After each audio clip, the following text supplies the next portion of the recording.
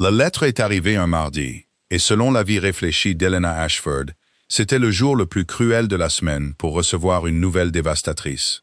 Les lundis vous préparaient au pire. Les mercredis offraient la consolation d'avoir passé le milieu de la semaine. Mais le mardi avait un talent particulier pour la fausse tranquillité. Il offrait une matinée qui ressemblait à toutes les autres. La pâle lumière du Suffolk entrait par la fenêtre de la cuisine, sous le même angle faible. La bouilloire faisait son travail familier en frémissant. Les freux faisaient leur bruit dans les ormes.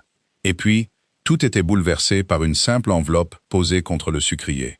L'enveloppe était épaisse, de couleur crème, scellée à la cire rouge.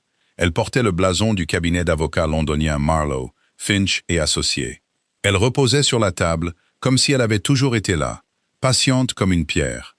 Elle ne l'ouvrit pas immédiatement. Elle se versa du thé. Elle se tint près de la fenêtre. Elle observa les freux plus longtemps que raisonnable. Puis elle l'ouvrit. Le langage était formel, précis et impitoyable.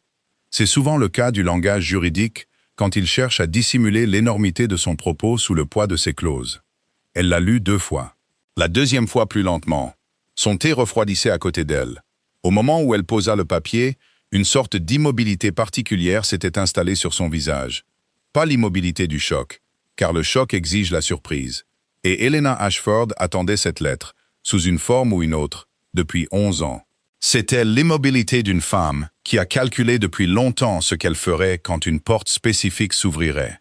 Et maintenant, elle trouvait la porte grande ouverte. Elle devait se rappeler de respirer. La lettre l'informait, avec le vocabulaire précis d'un regret qui ne coûte rien, que son père était mort.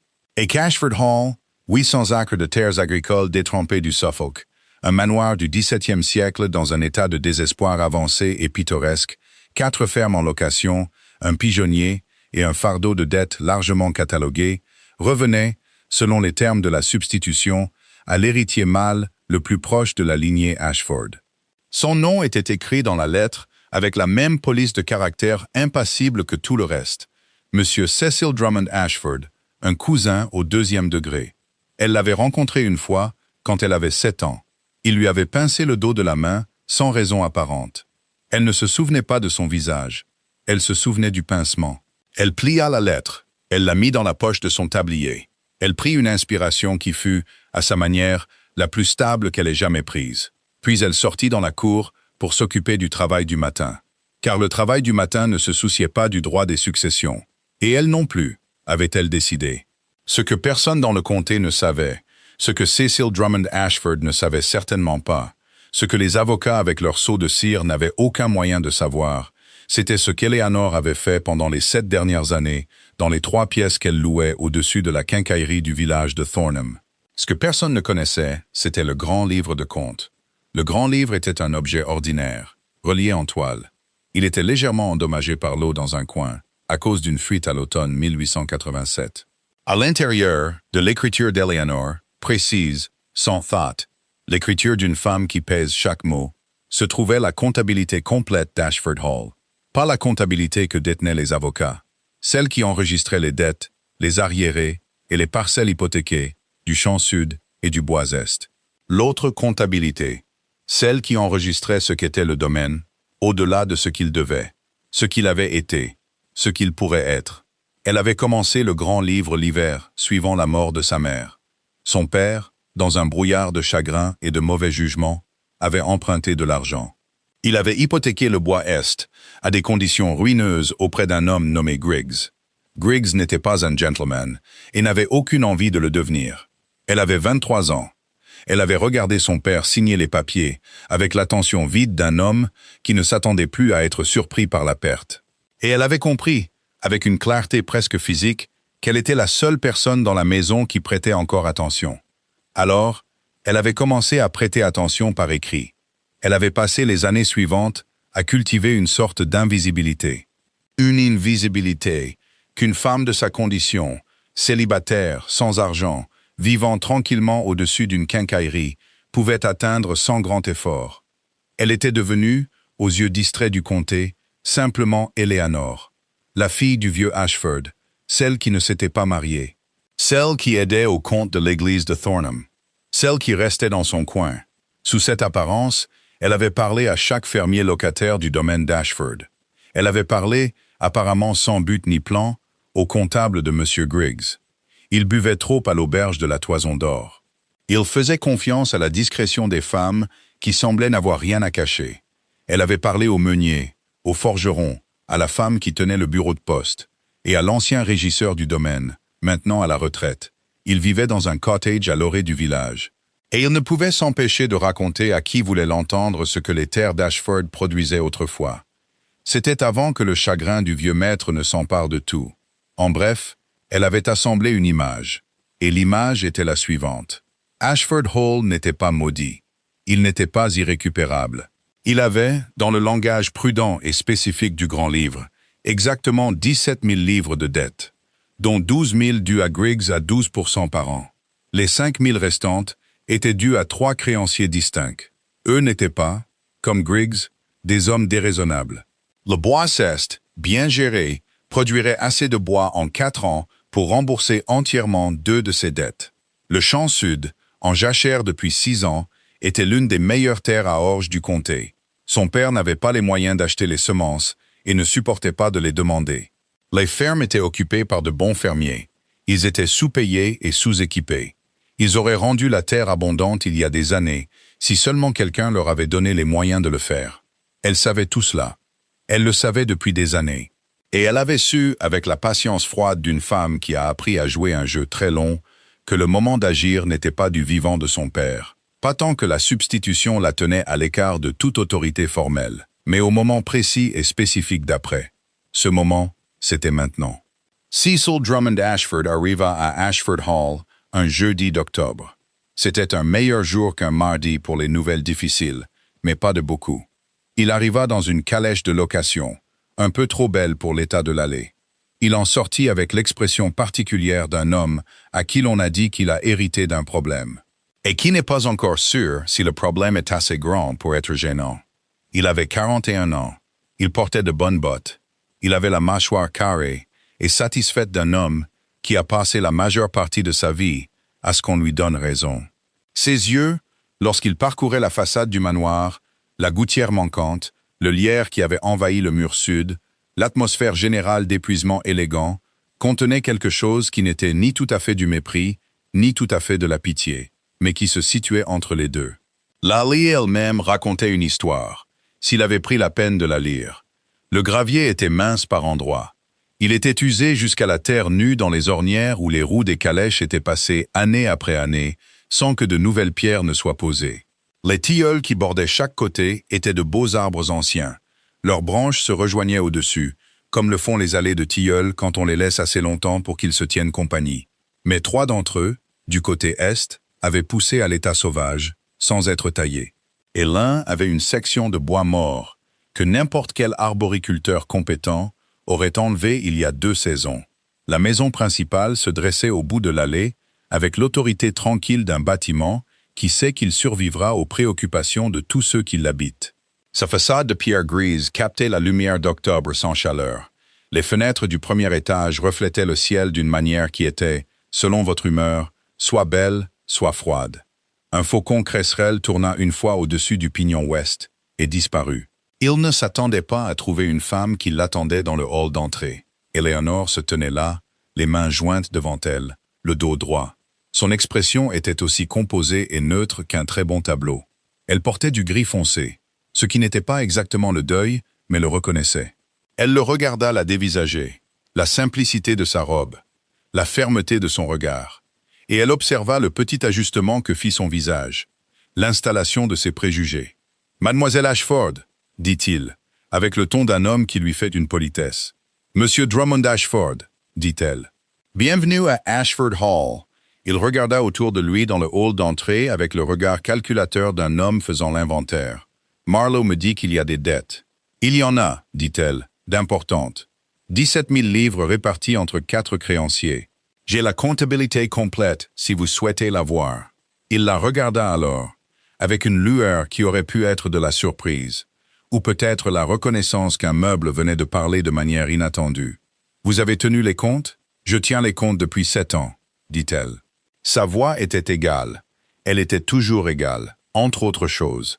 Il fit un bruit qui n'était pas tout à fait un rire. Mon père a toujours dit que ce domaine avait ruiné des hommes meilleurs que lui. Le sourire qui accompagnait cela était du genre à vous inviter à partager la plaisanterie. Je ne suppose pas que la situation se soit améliorée. Elle le regarda un instant. Les freux faisaient du bruit quelque part dehors. Le même bruit qu'ils faisaient chaque matin, patient, persistant et totalement indifférent aux questions d'héritage humain.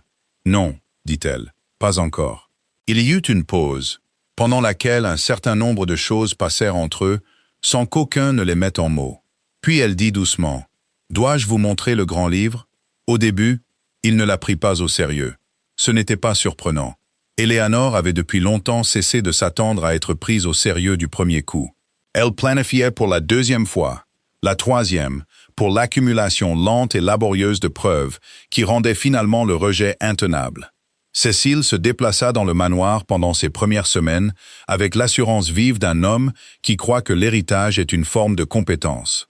Que, puisqu'on lui a donné la chose, il doit donc la comprendre.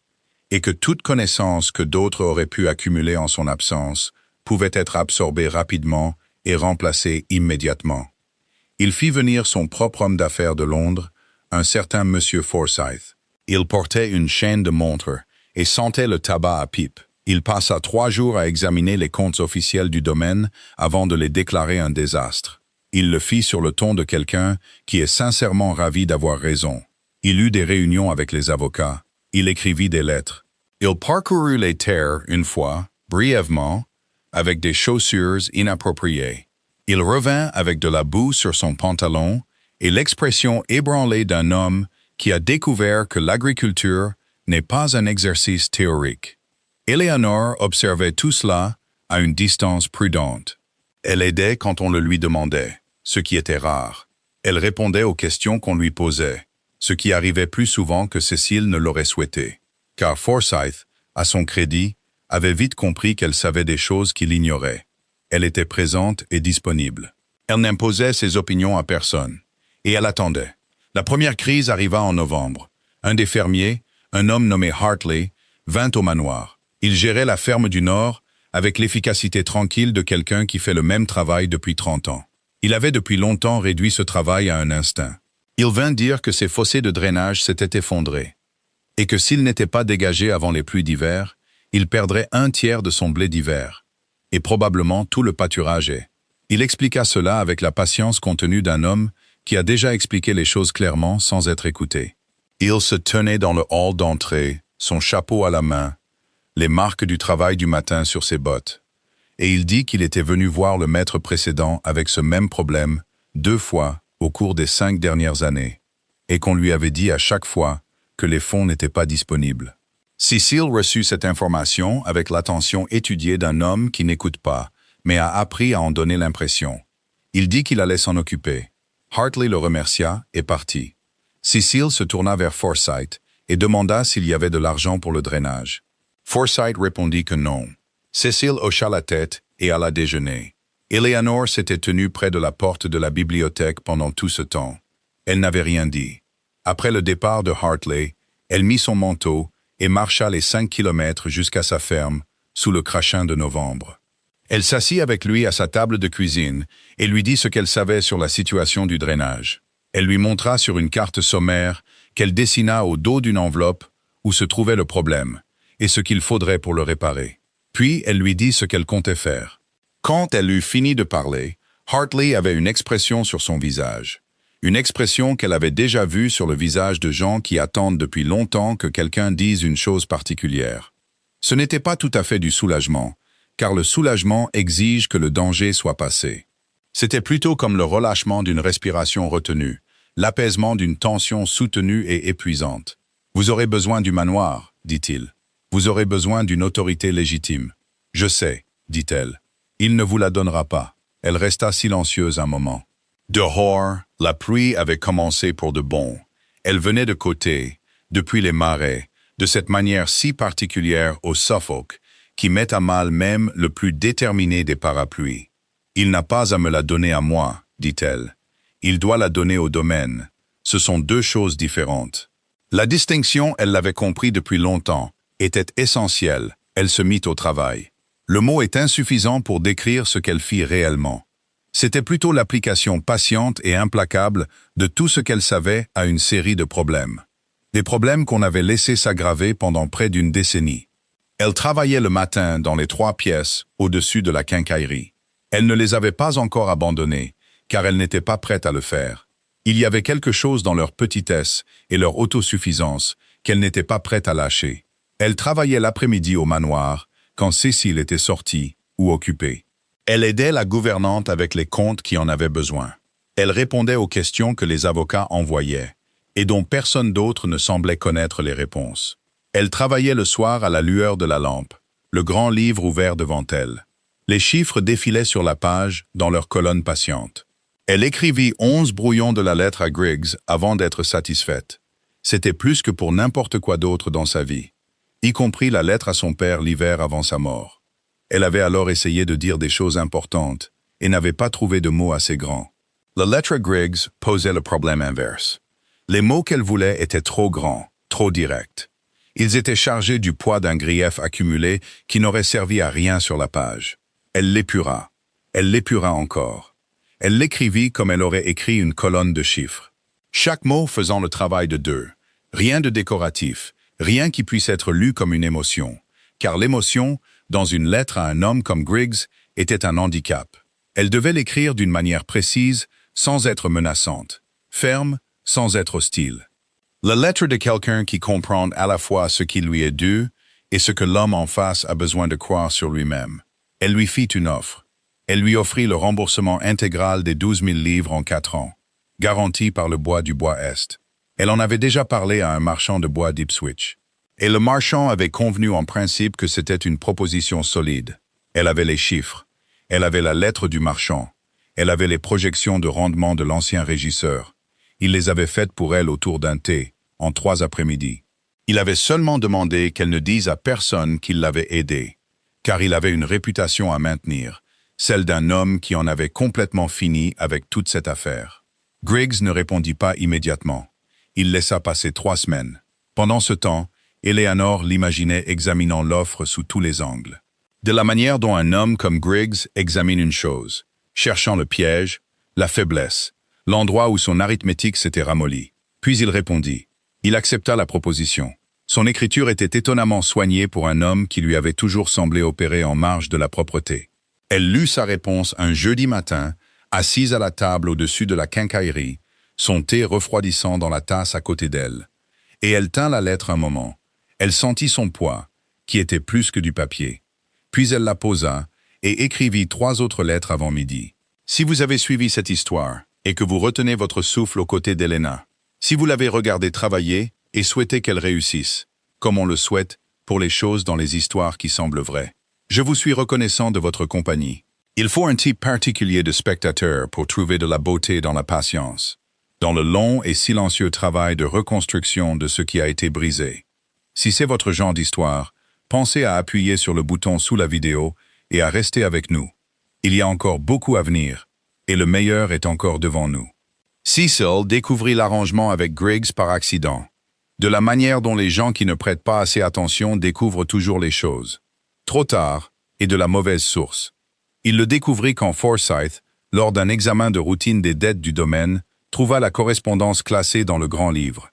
Elena l'avait placée sur le bureau de la bibliothèque sans rien dire, car elle avait appris que la manière la plus efficace de présenter une information à un homme comme Cécile était simplement de la rendre disponible, et de le laisser croire qu'il l'avait trouvée lui-même. Forsyth montra les lettres à Cécile. Cecil les lut. Un silence particulier s'installa dans la bibliothèque, le genre de silence qui précède non pas la violence, mais quelque chose de plus inconfortable. La reconnaissance d'une compétence spécifique chez une personne que vous aviez décidé de sous-estimer. Il vint la trouver dans le jardin. Elle parlait au jardinier du potager. Le potager avait été laissé à l'abandon, et elle avait un plan pour lui qui impliquait la cuisinière et les surplus des fermes. Un projet qu'elle ne s'attendait pas à ce que Cécile comprenne, mais qu'elle allait mettre en œuvre quoi qu'il arrive. « Vous avez conclu un arrangement », dit-il en l'atteignant. « Avec Griggs ?»« Oui, dit-elle. Elle regardait le jardinier, qui regardait le sol. « Je vous présenterai correctement dans un moment, Monsieur Collins. Il est ici depuis 22 ans et connaît la terre mieux que personne. »« C'est à vous que je parle, dit Cécile. Elle le regarda alors. Ses mains étaient immobiles, son regard ferme. Il y avait dans son expression quelque chose qui n'était ni du défi, ni des excuses, ni rien pourquoi il avait une catégorie toute prête. « En effet, dit-elle, et je réponds. J'ai conclu un arrangement avec Griggs. Le marchand de bois d'Ipswich prendra le rendement du bois Est à un prix juste. Le calendrier de remboursement est de 4 ans, à un taux effectif plus bas que celui que Griggs facturait. Nous économisons environ 900 livres d'intérêt. J'ai mis le calcul complet dans le grand livre. Il la dévisagea. Vous n'aviez aucune autorité. Je n'avais aucune autorité formelle, dit-elle. J'avais les chiffres. Griggs les a trouvés convaincants. Le silence entre eux fut considérable. Un rouge-gorge était apparu sur le mur du potager. Il les observait tous les deux avec l'impartialité aux yeux vifs d'une créature qui n'a aucun intérêt dans les hiérarchies humaines. « Vous auriez dû venir me voir d'abord, » dit Cécile. « J'ai présenté la proposition à M. Forsyth il y a 6 semaines, » dit-elle. Il m'a dit que la situation avec Griggs n'était pas une priorité. Elle vit quelque chose bouger derrière les yeux de Cécile. Un nouveau calcul. L'ajustement silencieux d'un ensemble d'hypothèses qui se révélaient plus coûteuses qu'il ne l'avait prévu. Ce n'était pas un homme stupide. C'était un homme à qui l'on n'avait jamais demandé de regarder les choses de très près, et qui découvrait que c'était, en soi, une forme de stupidité. Il quitta le potager sans rien dire de plus. Eleanor se retourna vers M. Collins, et ils parlèrent pendant 20 minutes de la rotation des cultures. Pendant ce temps, aucun d'eux ne mentionna la conversation qui venait d'avoir lieu. Mais quelque chose avait changé. Elle pouvait le sentir de la manière prudente dont elle avait appris à sentir les choses. Pas par une déclaration, mais par le poids accumulé de petits signes.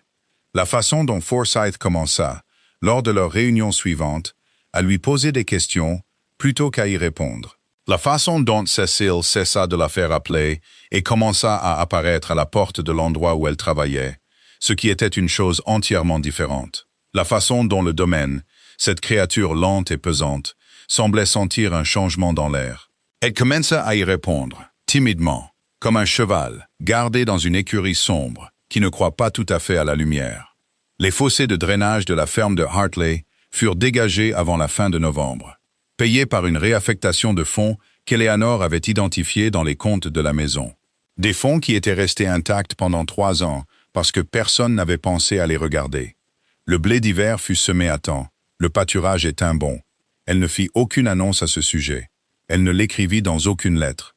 Mais Hartley, la fois suivante où il la vit, toucha son chapeau d'une manière qui en disait plus que ses mots. Ces mots étaient peu nombreux, car Hartley n'était pas un homme de discours, et elle le comprenait parfaitement. Il y a une qualité de lumière dans le Suffolk en janvier, qui ne ressemble à aucune autre lumière qu'elle ait jamais vue. Certes, elle n'avait pas vu beaucoup d'endroits, mais elle en avait vu assez pour connaître la différence. C'est une lumière horizontale, une lumière qui arrive sur le monde de côté, à travers le paysage plat des marais. Gris-blanc et absolu, elle donne à tout un air à la fois très ancien et très immobile. Dans cette lumière, elle parcourut le domaine. Elle le parcourut systématiquement, comme elle l'avait fait dans sa mémoire pendant 11 ans. Elle constata que la réalité et la mémoire s'accordaient plus souvent qu'elles ne divergeaient. C'était satisfaisant, de la manière dont il est satisfaisant d'avoir raison après un calcul patient. Pas de manière triomphante, mais avec un plaisir calme et durable. Elle parcourut le bois Est et évalua le bois avec l'œil de quelqu'un qui a lu 3 livres sur le sujet et parlé à 2 forestiers professionnels qui lui devaient des faveurs. Elle parcourut le champ sud et s'y tint longtemps, sentant le froid monter du sol, en pensant à l'orge. Elle parcourut les fermes et parla à leurs occupants. Elle constata que les conversations qu'elle pouvait avoir maintenant étaient différentes, maintenant que les choses avaient commencé à bouger, maintenant qu'elle n'était plus la femme invisible tenant des comptes sans raison apparente. Elles étaient d'une qualité différente des conversations qu'elle avait eues pendant 7 ans. Les gens la regardaient différemment. Pas avec déférence, exactement, car elle n'avait pas demandé de déférence et n'aurait pas su quoi en faire, avec quelque chose de plus proche de l'attention. L'attention que l'on porte à une personne qui a prouvé par des faits qu'elle mérite qu'on s'intéresse à elle. C'est lors d'une de ses promenades, la 2e semaine de janvier, qu'elle trouva le document. Elle n'avait pas oublié ce document. En fait, elle le cherchait depuis 7 ans. C'était la chose qui avait, en un sens, commencé le grand livre. La connaissance de son existence. Le fait qu'il avait existé. Son père en avait parlé une fois en sa présence sans le vouloir, dans un moment de candeur libéré par le chagrin. Il l'avait clairement regretté presque aussitôt et n'en avait plus jamais parlé.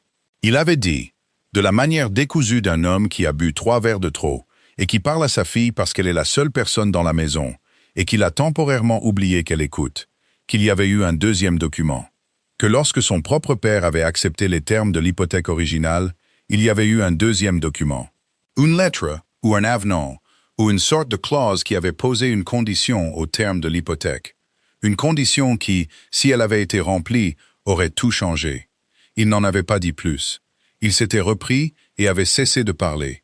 Il avait rempli son verre et lui avait demandé comment avançait sa broderie. C'était une diversion si absurde de la part d'un homme qui n'avait jamais montré le moindre intérêt pour sa broderie qu'elle avait failli rire. Mais elle n'avait pas ri. Elle avait classé ce qu'il avait dit dans les archives soignées de son attention. Et elle cherchait depuis. Le document se trouvait dans le bureau du régisseur. Ce n'était plus un bureau fonctionnel depuis 6 ans. Il servait depuis de dépôt général pour les choses qui n'avaient pas d'autre endroit où aller. Il était dans une boîte de papier qui avait été partiellement triée, puis abandonnée. Il était au fond de la boîte, sous une carte d'arpentage pliée et un paquet de lettres liées par une ficelle.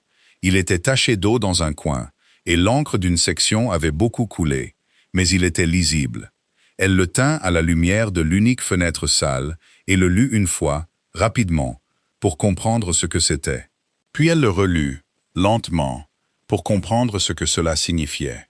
Puis elle resta assise, très immobile, un long moment, le document dans ses mains, la lumière de janvier entrant de côté par la fenêtre, à travers la poussière et les papiers oubliés, et le désordre calme et patient des années. Elle avait imaginé le trouver de nombreuses fois. Dans son imagination, il y avait toujours eu quelque chose, une sensation, un son, une marque extérieure que la chose qu'elle cherchait avait été trouvée. Ce qu'elle ressentit à la place fut une curieuse quiétude, un apaisement intérieur. Comme si un poids qu'elle portait de travers depuis si longtemps que l'angle était devenu naturel avait soudain été redistribué. Et elle se tenait de nouveau droite, sans avoir su qu'elle ne l'était pas. Ses mains étaient stables. Elle était consciente du froid dans la pièce, de l'odeur de papier humide et de vieille poussière. De la lumière faible, de l'indifférence complète de l'après-midi à ce qui venait de s'y passer. Elle était consciente qu'elle respirait. Dehors, quelque part sous les combles, un faucon cresserelle poussait son cri fin et perçant. Elle lut le document une 3e fois, non pas parce qu'elle l'avait mal compris, mais parce qu'elle avait besoin que la lecture soit réelle. Elle avait besoin de parcourir à nouveau les mots avec une attention totale et de constater qu'ils disaient toujours la même chose que les 2 premières fois, ce qui était le cas. Elle le plia soigneusement, le long de plis qui existaient déjà dans le papier. Des plis faits par une paire de mains en 1843. Des mains qui n'avaient aucun moyen de savoir quelle main le déplierait ensuite, ni ce que ces mains en feraient. Elle mit le document avec précaution à l'intérieur de son manteau, près de sa poitrine, et retourna au manoir. Elle alla trouver Cécile. Il était dans la bibliothèque, lisant du courrier. Il avait l'expression légèrement peinée d'un homme qui a récemment découvert qu'hériter d'un domaine signifie hériter de toutes les lectures du domaine. Il leva les yeux quand elle entra. Elle avait, lui avait-il dit une fois, sans chaleur, une manière particulière d'entrer dans les pièces. Une manière qui donnait l'impression que la pièce s'était réorganisée autour d'elle. C'était censé être une critique, et elle l'avait accepté comme la chose la plus proche d'un compliment qu'il était susceptible de lui offrir. Elle posa le document sur le bureau devant lui. Elle plaça ses mains de chaque côté, un geste qui n'était pas menaçant, mais délibéré, et elle attendit qu'il le lise. Il le lut lentement. Elle observa son visage pendant qu'il lisait. Elle observa l'incompréhension initiale, puis la prise de conscience, puis la série d'ajustements qui traversèrent son expression comme des changements de temps. Le document était un avenant joint à l'accord d'hypothèque original de 1843. Il était écrit de la main de l'avocat de son grand-père et signé par les 2 parties. Il spécifiait que les termes de l'hypothèque, les intérêts, les conditions de remboursement et les clauses de succession par substitution qui avaient été ajoutées comme condition du prêt seraient annulés si le domaine produisait un rendement qualifié sur ses terres arables pendant 3 années consécutives sous une gestion compétente. C'était une clause écrite pour une autre époque, par des hommes qui s'attendaient à ce que le domaine se rétablisse rapidement. Ils s'étaient ménagé une porte de sortie de l'arrangement qu'ils avaient conclu dans un moment de crise mutuelle. Le rétablissement n'était pas venu. La clause avait été oubliée, ou mise de côté, ou simplement enterrée sous le poids des difficultés ultérieures jusqu'à devenir effectivement invisible. Eleanor avait passé 3 semaines, avant même de trouver le document, à calculer si la condition pouvait être considérée comme remplie. La réponse était oui. Le domaine avait produit des rendements qualifiés en 1885, 1886 et 1887, sous ce qui pouvait raisonnablement être décrit comme une gestion compétente. Elle avait pris soin, dans sa propre comptabilité, d'utiliser cette phrase, assez modeste pour être inattaquable. Elle avait les chiffres. Elle avait des déclarations signées de Hartley et des autres fermiers. Elle avait, dans le langage le plus prudent dont elle était capable, un argument juridique. L'argument que la clause de substitution de l'hypothèque, celle qui dictait que le domaine passe à l'héritier mâle le plus proche, n'était plus en vigueur. Elle regarda Cécile lire tout cela. Elle le regarda arriver à la fin. Elle le regarda se rasseoir dans son fauteuil. « Il faudrait montrer ça à Marlowe, dit-il. » Sa voix était prudente, égale, ne trahissant rien. « En effet, dit-elle, cela pourrait être contesté. »« Ça pourrait. Griggs pourrait le contester. » J'ai parlé à un avocat de Bury St. Edmunds qui n'est pas d'accord sur la solidité d'une éventuelle contestation. Un autre silence. Le feu dans la bibliothèque brûlait bien. Elle avait parlé à la gouvernante du feu de la bibliothèque, car Cécile passait le plus clair de son temps dans la bibliothèque. Et la gouvernante l'avait entretenu trop bas pour qu'il soit confortable, par un calcul de charbon et de coûts qui avait du sens il y a 6 mois, mais plus maintenant. « Vous avez planifié ça, dit-il. Ce n'était pas une question. » « J'ai travaillé dans ce but, dit-elle, depuis quelques années. » Il la regarda alors avec une expression qu'elle ne lui avait jamais vue. Ce n'était pas de l'admiration, ce n'était pas de la chaleur, c'était quelque chose de plus précis. Une sorte d'attention tardive.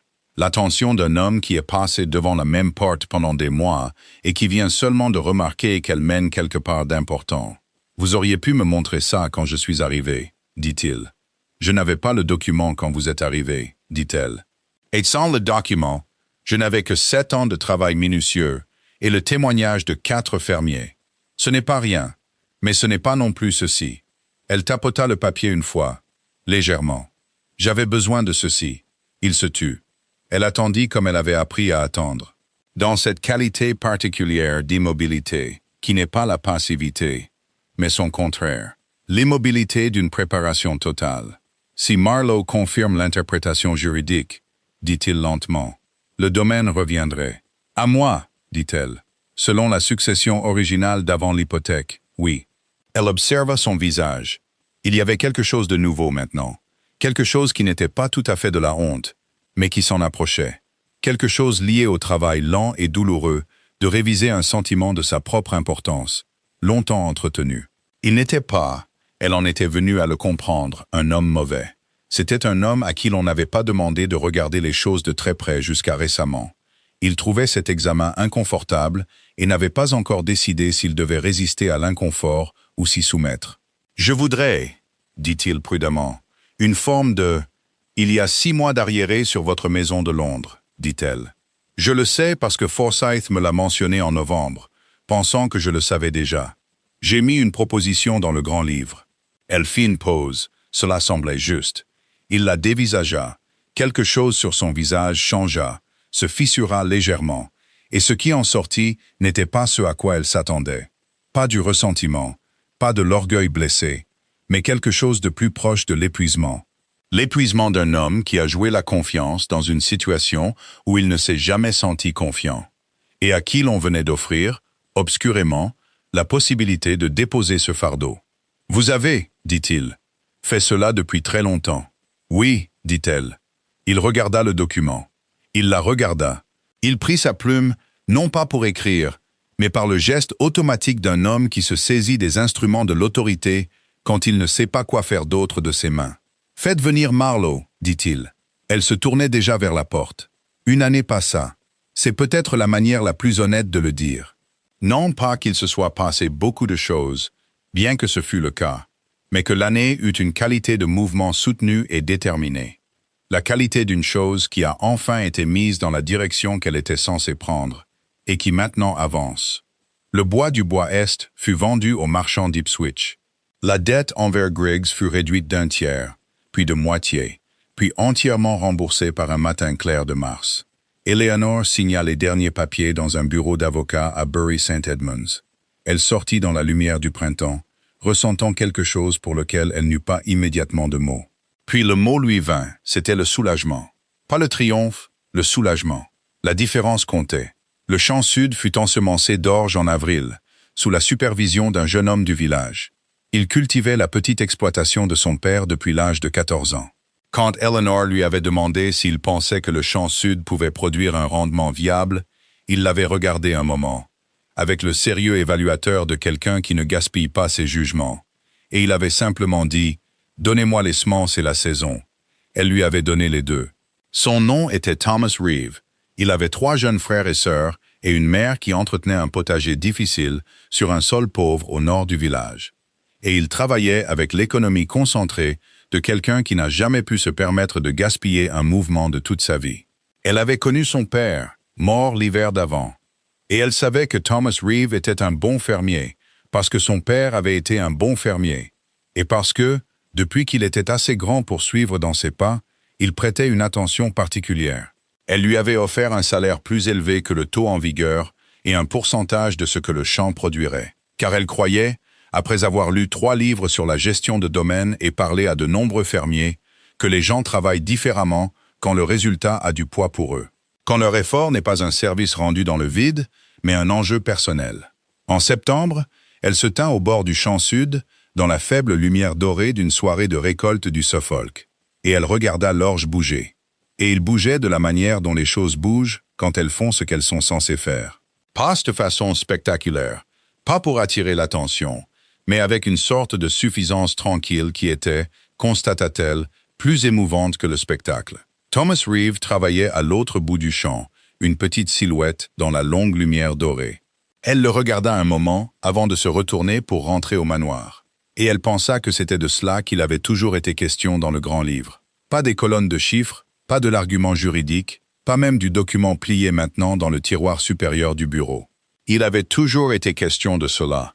Un champ qui fait ce qu'un champ peut faire quand on le laisse faire. Le processus juridique avec Marlowe avait pris 4 mois, ce qui était rapide pour ce genre de choses. Il avait impliqué 3 lettres à Griggs, qui, à la fin, n'avait pas contesté la revendication. Elle s'y était à moitié attendue. Elle s'y était préparée. Mais il avait lu le document, l'argument et les chiffres. Et il avait répondu, de nouveau avec cette écriture étonnamment soignée, une lettre de 2 phrases. La première reconnaissait la validité de la revendication. La seconde exprimait, dans le langage formel d'un homme qui n'exprime pas ses sentiments, quelque chose qu'elle choisit de lire comme du respect. Le domaine lui revint le 1er juin, qui était, nota-t-elle, un mercredi. Un jour parfaitement adéquat pour une bonne nouvelle. Personne n'en fit une cérémonie. Les papiers furent signés. Marlowe lui serra la main. Forsyth, qui était resté à sa demande, car il était plus utile que sa chaîne de montre ne le suggérait, lui serra également la main. Cécile avait signé les documents pertinents à Londres par l'intermédiaire de son propre avocat.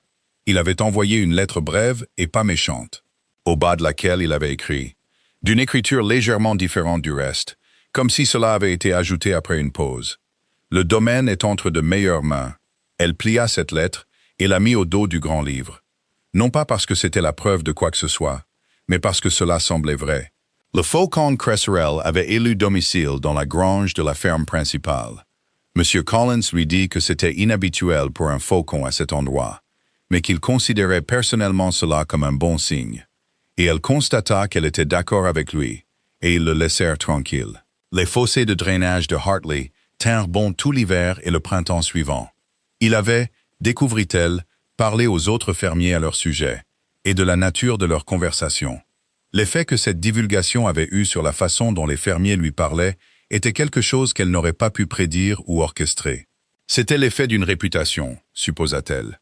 Une chose qu'elle n'avait pas beaucoup pensé à construire, car elle avait été trop occupée à construire tout le reste.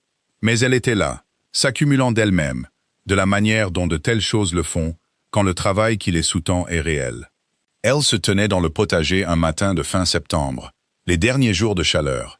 Elle regardait M. Collins faire quelque chose à l'espalier qu'elle ne comprenait pas entièrement, mais sur lequel elle lui faisait confiance. C'est alors qu'elle entendit une charrette monter l'allée. Elle reconnut le son comme appartenant au deuxième fils de Hartley, qui venait maintenant chaque semaine avec les produits de la ferme du Nord. Il s'arrêta, descendit et lui tendit un panier couvert. Et quand elle souleva le tissu, à l'intérieur se trouvaient des œufs et un quart de meule de fromage à pâte dure. Elle posait dessus, enveloppée dans un morceau de tissu propre, un petit pot de miel. Le miel des abeilles que la femme de Hartley gardait dans le potager de la ferme du Nord. Éléonore ne le savait pas jusqu'à il y a 3 semaines, et cela lui avait semblé, quand elle l'avait découvert, une très bonne information. Elle dit « merci ». Il hocha la tête et remonta sur sa charrette. Elle resta là, à le regarder partir. La charrette redescendant l'allée dans la lumière de fin septembre, qui était chaude et ambrée. Elle tombait sur le domaine d'une manière qui faisait que tout ressemblait, très brièvement, à une peinture de lui-même. Elle posa le miel sur le rebord de la fenêtre de la cuisine, où la lumière le traversait et le faisait briller. Il y avait une phrase que sa mère utilisait. Elle avait toujours semblé à Helena un peu trop simple pour être vraie. Mais elle l'a reconsidérée dernièrement, de la manière patiente dont elle reconsidérait les choses, avec tout le poids des preuves disponibles. Sa mère avait dit, à la fin d'une longue maladie, avec la particularité calme d'une femme disant quelque chose qu'elle a testé et trouvé exact. Les choses poussent quand on s'en occupe. Pas toujours comme on s'y attendait. Pas toujours là où on les a plantées. Mais elles poussent. Le champ sud poussait. Le bois est était éclairci et productif, et montrait déjà de nouvelles pousses là où le bois avait été coupé. Les fermes étaient actives et, pour la première fois depuis des années, n'avaient pas peur. Le manoir lui-même, le manoir qui avait reçu le chagrin de son père et l'incompréhension de Cécile, et 11 ans de travail lent, patient et sans éclat, n'était pas, pensait-elle, le même manoir qu'il avait été. La gouttière manquante avait été remplacée. Le lierre avait été traité sur le mur sud, ce qui avait été une opération plus importante que prévu. Cela avait nécessité un échafaudage et 2 hommes du village, et une conversation avec Collins sur ce qui était structurel et ce qui était simplement esthétique. Le feu de la bibliothèque brûlait à une température utile. Le potager produisait des choses. Le faucon cresserelle était, contre toute sagesse conventionnelle, resté. Elle se tenait dans le hall d'entrée le dernier jour d'octobre, un mois qu'elle avait toujours préféré à la plupart des gens. Un mois qui était honnête sur ce qu'il était. Et elle regarda la maison autour d'elle. Et elle pensa à la lettre qui était arrivée un mardi matin, 1 an et demi plus tôt. Posée contre le sucrier, patiente comme une pierre. Elle pensa à ce qu'elle avait ressenti en la lisant. Elle pensa à la sorte particulière d'immobilité qui s'était emparée d'elle, qu'elle comprenait maintenant comme n'étant pas de la résignation, mais de la préparation. Le grand livre était sur le bureau dans le cabinet de travail. Il était presque plein. Elle pensait dernièrement à en commencer un deuxième. Elle mit son manteau. Elle sortit dans l'après-midi d'octobre, dans la lumière qui faisait son long trajet latéral du Suffolk à travers les marais. La lumière qui donnait à tout un air à la fois très ancien et très immobile. Elle marcha vers le bois est, qui était à elle maintenant, dans tous les sens que la loi, le grand livre et le long travail accumulé des années pouvaient le rendre sien. Les fruits étaient brillants dans les ormes, comme toujours. Patients, persistants et totalement indifférents aux questions d'héritage humain. Elle marcha. Le domaine respirait autour d'elle, lent et déterminé, le souffle d'une chose qui a attendu qu'on s'en occupe et dont on s'occupe enfin. Le chaume d'orge était argenté dans le champ, le bois était silencieux, le faucon cresserelle, quelque part au-dessus, poussait son cri fin et perçant, et elle ne leva pas les yeux pour le chercher, parce qu'elle savait qu'il était là, et c'était suffisant. Elle marcha jusqu'à ce que le manoir soit hors de vue. Puis se retourna et marcha de nouveau vers lui, et la fumée de la cheminée montait droite et nette dans l'air calme, et la lumière sur la pierre de la façade ouest était chaude, et elle pensa, non pas comme une déclaration, non pas comme un triomphe, mais comme un fait simple, durable et éprouvé qu'elle n'avait pas terminé, qu'il y avait plus à faire et que c'était elle qui le ferait, et que ce n'était pas un fardeau, mais la grâce particulière et durable d'avoir un travail qui valait la peine d'être fait. Le faucon cresserelle tourna une fois au-dessus du bois est, dans la dernière lumière de l'après-midi, puis disparut. Elle rentra à l'intérieur,